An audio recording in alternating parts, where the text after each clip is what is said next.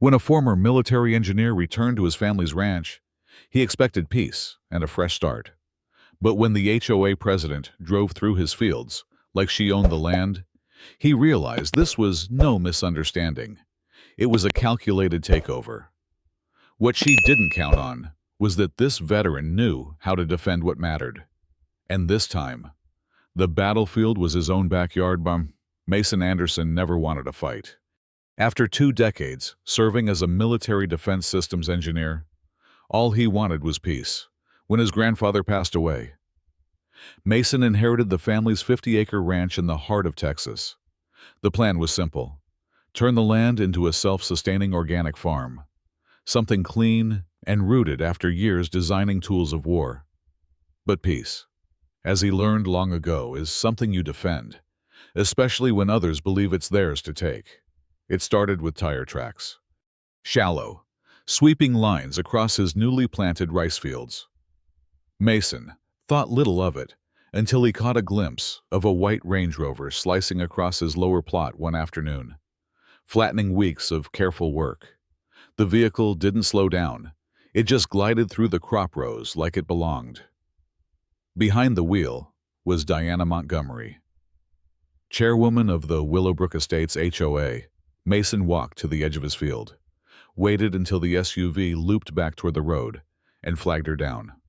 She stopped just long enough to roll down the window and flash a perfect smile behind oversized sunglasses. "You've got the flattest route to the road, much smoother than the pavement." "This is private property," Mason said. Diana shrugged. "Willowbrook pays more taxes than this entire patch of dirt." "Let's not be territorial." He didn't yell, didn't argue it. But when he returned to the house, he searched the county records. What he found made his hands go cold: a development plan. Willowbrook Estates, Phase 4, expansion, right through the center of his land, approved in draft form, backed by George Montgomery, Diana's husband, one of the most powerful real estate developers in the county. What looked like arrogance was something worse: preparation. Diana wasn't just trespassing. She was softening the ground for takeover. Mason visited Sheriff Tom Wilson the next morning. Tom was a longtime friend of the Anderson family, a man of few words but plenty of grit. "You're being marked," Tom said. "Put up fences, post signs. Don't wait for permission to defend what's yours." Mason took the advice. But he didn't stop at fences. He built a perimeter system using infrared motion sensors, wildlife-grade cameras, and pressure-activated deterrents. Nothing dangerous, just smart defense paint markers, ultrasonic alarms, and a few non-lethal noise traps, enough to warn and document every intrusion. And the intrusions came. At night, a swarm of ATV engines tore across the fields. Pipes were cut, sprinkler lines smashed. The new drip system was found sliced with precision. Every time. Mason repaired what he could and reviewed the footage. Then he called his lawyer. Only this time, he didn't call just any lawyer. He called Olivia Grant. They had studied law together briefly before Mason changed course to engineering. Olivia stayed, became one of the best in the state at land protection and property rights. She had once helped him out of a legal bind with the military years ago. Now it was her turn to return the favor. The footage was damning. Night vision clips of masked individuals damaging the property.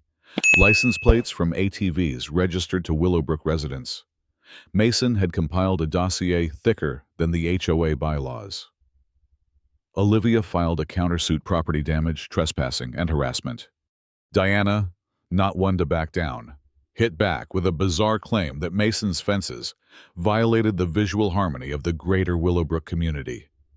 She even accused Mason of violating obscure agricultural codes by running defensive systems too close to residential enjoyment zones. It would have been laughable if it weren't real. But the story turned darker. Mason learned he wasn't alone. Other farmers on the outskirts of Willowbrook were being pressured to sell. Water mysteriously stopped flowing.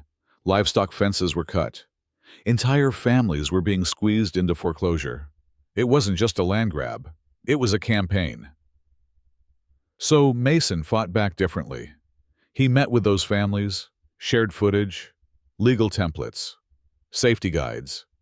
He hosted a potluck on the ranch, inviting neighbors who had stayed silent for fear of HOA retribution. What started as suspicion turned into solidarity. They formed a coalition. They dug into HOA financial records.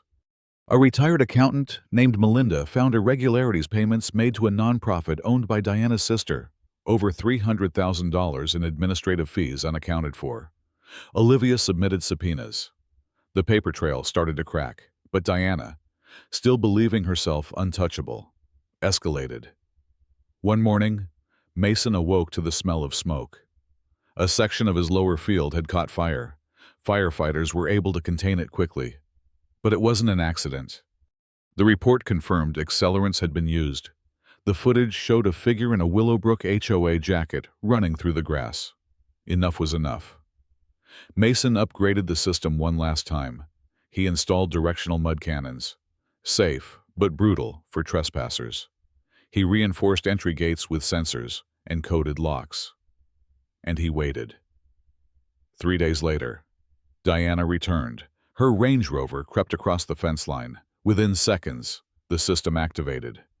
Mud blasted across the vehicle, coating the windows and wheels. One camera caught Diana exiting the vehicle, screaming, only to be hit with a wave of spray. She slipped, landed flat, and flailed in the dirt like a stranded fish. Sheriff Tom, alerted by the system, arrived in time to see it all unfold. That moment sealed it. Diana was arrested on charges of trespassing, property destruction, conspiracy to defraud, and obstruction of justice. Her personal devices, seized during the investigation, revealed communications with contractors hired to sabotage Mason's equipment and intimidate others into selling.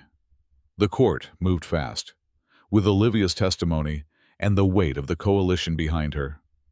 Diana's reign collapsed. The judge issued a 30-day detainment order and local monitoring upon release. The HOA board dissolved. George Montgomery withdrew from the development plan, his reputation in shambles. And Mason, he didn't claim victory. He didn't gloat. Instead, he helped form a new community trust. Together, with the farmers and families he'd stood beside, they began plans to legally safeguard the land from future corporate acquisition. The last scene played out under open skies. Mason hosted a community dinner beneath the pecan trees. Lanterns hung from branches. Tables were filled with food grown from land once threatened. Children ran across the grass. Old neighbors laughed. Sheriff Tom raised a glass in a quiet toast. Mason stood up. "We defended more than property," he said. "We defended the past, and we planted something for the future. That's what matters." He looked out across the field, now whole again, and smiled. For the first time in a long while, the land felt like it belonged to the people who loved it most.